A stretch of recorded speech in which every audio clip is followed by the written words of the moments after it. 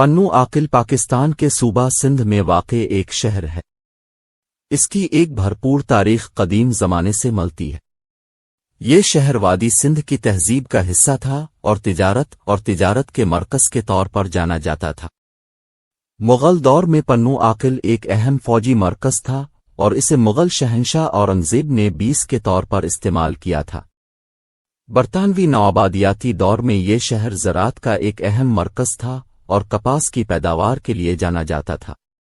آج پنو عاقل متنوع آبادی کے ساتھ ایک ہلچل مچانے والا شہر ہے اور اپنے تاریخی مقامات کے لیے جانا جاتا ہے، بشمول ایک قدیم قلعے کی باقیات اور ایک مسجد جو مغل دور کی ہے۔ پنو عاقل پاکستان کے صوبہ سندھ کے ضلع سکھر میں واقع ایک شہر ہے۔ اس کی وادی سندھ کی تہذیب سے متعلق ایک بھرپور تاریخ ہے۔ یہ شہر قدیم زمانے میں پینو کے نام سے جانا جاتا تھا اور تجارت کا ایک اہم مرکز تھا۔ یہ خطہ اپنی زرخیز زمین اور پانی کی کثرت کے لیے جانا جاتا تھا، جس کی وجہ سے یہ زراعت کے لیے ایک مثالی مقام ہے۔ مغل دور میں شہر پر مختلف مقامی سرداروں کی حکومت تھی اور یہ اپنی بھرپور ثقافت اور روایات کے لیے جانا جاتا تھا۔ یہ شہر تصوف کا ایک اہم مرکز بھی تھا اور بہت سے مشہور صوفی بزرگوں اور علماء کا گھر تھا۔ برطانوی نوآبادیاتی دور میں یہ شہر کپاس کی پیداوار کا ایک اہم مرکز تھا اور اسے سندھ کا کاٹن کیپٹل کہا جاتا تھا۔ شہر میں ایک بڑا ریلوے اسٹیشن بھی تھا جو اسے ملک کے دوسرے حصوں سے جوڑتا تھا۔ 1947 میں تقسیم ہند کے بعد پنو عاقل پاکستان کا حصہ بن گیا۔ آج یہ اپنے تاریخی مقامات اور یادگاروں جیسے صوفی بزرگوں کے مقبروں اور وادی سندھ کی قدیم تہذیب کے کھنڈرات کے لیے جانا جاتا ہے۔ پاکستان کی زرعی اور کپاس کی پیداوار کی صنعت میں بھی اس شہر کا اہم کردار ہے۔ پنو عاقل پاکستان کے صوبہ سندھ میں واقع ایک چھوٹا شہر ہے۔ یہ سکھر ضلع میں واقع ہے اور اپنی بھرپور تاریخ اور ثقافتی ورثے کے لیے جانا جاتا ہے۔ پنو عاقل کی تاریخ وادی سندھ کی تہذیب سے ملتی ہے۔ یہ علاقہ اپنے جدید آبپاشی کے نظام اور زراعت کے لیے جانا جاتا تھا۔ یہ خطہ وادی سندھ کی تہذیب کے دوران ایک تجارتی مرکز بھی تھا۔ مغل دور میں پنو عاقل زراعت اور تجارت کا ایک اہم مرکز تھا۔ یہ قصبہ اپنے باریک سوتی اور ریشمی کپڑوں کے لیے بھی جانا جاتا تھا، جنہیں مغل سلطنت کے مختلف حصوں میں برآمد کیا جاتا تھا۔ برطانوی نوآبادیاتی دور میں پنو عاقل کپاس کی صنعت کا ایک اہم مرکز تھا۔ اس قصبے میں کئی کاٹن جننگ فیکٹریاں تھیں اور برطانوی کپاس کی تجارت میں اس کا بڑا حصہ تھا۔ 1947 میں تقسیم ہند کے بعد پنو عاقل پاکستان کا حصہ بن گیا۔ یہ قصبہ زراعت اور تجارت کا ایک اہم مرکز بنا رہا۔ آج پنو عاقل اپنے بھرپور ثقافتی ورثے اور تاریخی یادگاروں کے لیے جانا جاتا ہے۔ اس قصبے میں کئی قدیم مقبرے اور مندر ہیں جو اس کی بھرپور تاریخ کا ثبوت ہے۔ پنو عاقل مشہور صوفی بزرگ حضرت شاہ عبداللطیف بھٹائی کے سالانہ عرس یوم وفات کے لیے بھی جانا جاتا ہے۔ عرس ہر سال صفر المظفر کے مہینے میں منایا جاتا ہے اور پورے سندھ اور پاکستان کے دیگر صوبوں سے ہزاروں کی تعداد میں عقیدت مند آتے ہیں۔ حالیہ برسوں میں شہر نے بنیادی ڈھانچے اور تعلیم کے حوالے سے بھی نمایاں ترقی دیکھی ہے۔ شہر میں کئی اسکول اور کالج ہیں اور یہ سندھ یونیورسٹی کے کیمپس میں سے ایک کا گھر ہے۔ مجموعی طور پر پنو عاقل ایک بھرپور تاریخ اور ثقافتی ورثے کے ساتھ ایک شہر ہے جس کی تلاش کے قابل ہے۔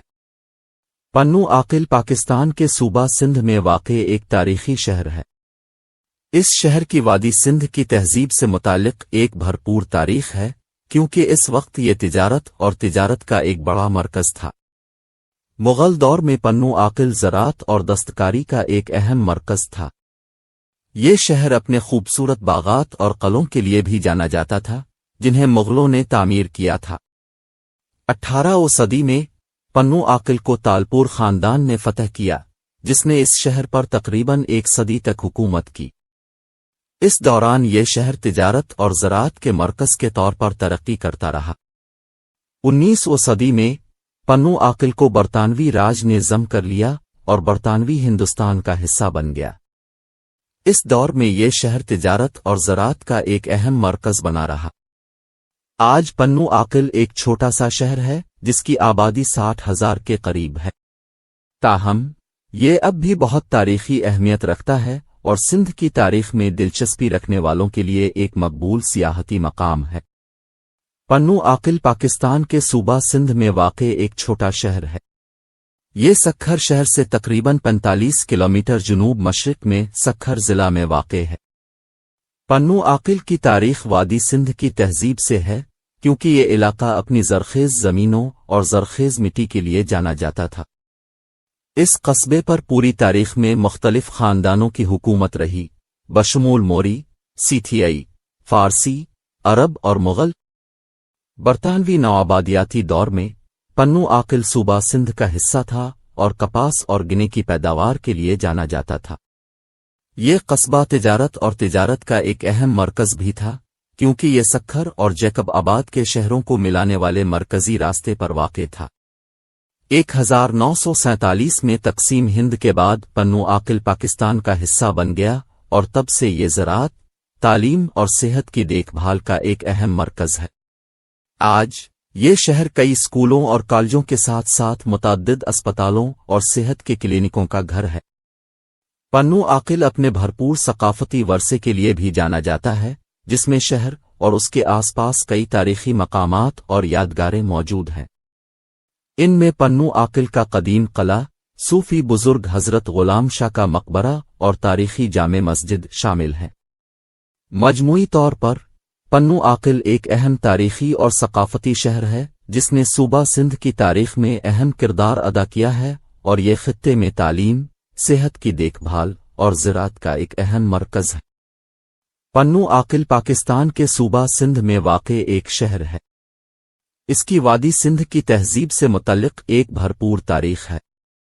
پنو عاقل کے آس پاس کا علاقہ وادی سندھ کی تہذیب نے 2500 قبل مسیح میں آباد کیا تھا۔ یہ شہر پوروا کے نام سے جانا جاتا تھا اور تجارت کا ایک اہم مرکز تھا۔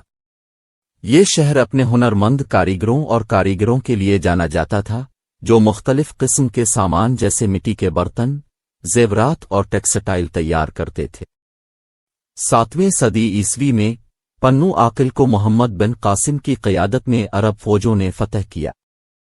شہر کا نام پنو عاقل رکھ دیا گیا اور اسلامی ثقافت اور تعلیم کا ایک اہم مرکز بن گیا۔ شہر میں بہت سے مدارس، اسلامی اسکول قائم کیے گئے تھے اور پوری مسلم دنیا کے علماء یہاں پڑھنے اور پڑھانے کے لیے آتے تھے۔ برطانوی نوآبادیاتی دور میں پنو عاقل برطانوی راج کے خلاف مزاحمت کا ایک بڑا مرکز تھا۔ یہ شہر سندھ مسلم لیگ کا گڑھ تھا، جو پاکستان کی تخلیق کے لیے لڑنے والی اہم جماعتوں میں سے ایک تھی۔ 1947 میں تقسیم ہند کے بعد پنو عاقل پاکستان کا حصہ بنا اور تب سے یہ ایک اہم صنعتی اور زرعی مرکز ہے۔ یہ شہر کپاس اور گنے کی پیداوار کے ساتھ ساتھ ٹیکسٹائل اور انجینئرنگ کی صنعتوں کے لیے بھی جانا جاتا ہے۔ آج پنو عاقل ایک بھرپور ثقافتی ورثے کے ساتھ ایک ہلچل مچانے والا شہر ہے۔ یہ بہت سے تاریخی مقامات کا گھر ہے، جیسے کہ پنو عاقل قلعہ اور پنو عاقل مسجد، جو سیاحوں کے لیے پرکشش مقامات ہیں۔ اس شہر میں کئی تعلیمی ادارے اور ایک فروغ پذیر کاروباری برادری بھی ہے۔ پنو عاقل ایک چھوٹا سا شہر ہے جو پاکستان کے سندھ کے ضلع سکھر میں واقع ہے۔ پنو عاقل کی تاریخ 16ویں صدی کی ہے، جب اس کی بنیاد سندھی بلوچ قبائل نے رکھی تھی۔ یہ قصبہ اپنے تصویراتی محل وقوع کے لیے جانا جاتا تھا اور اسے مسافروں اور تاجروں کے لیے ایک اسٹاپ اوور پوائنٹ کے طور پر استعمال کیا جاتا تھا۔ برطانوی نوآبادیاتی دور میں پنو عاقل ایک اہم فوجی چوکی تھی اور اسے برطانوی ہندوستانی فوج کے اڈے کے طور پر استعمال کیا جاتا تھا۔ یہ قصبہ زراعت کا ایک بڑا مرکز بھی تھا اور کپاس اور گنے کی پیداوار کے لیے جانا جاتا تھا۔ 1947 میں برٹش انڈیا کی تقسیم کے بعد پنو عاقل پاکستان کا حصہ بن گیا اور ایک اہم زرعی مرکز بنا رہا۔ 1960 کی دہائی میں یہ قصبہ ایک صنعتی مرکز کے طور پر بھی تیار ہوا اور اس علاقے میں کئی کارخانے قائم ہوئے۔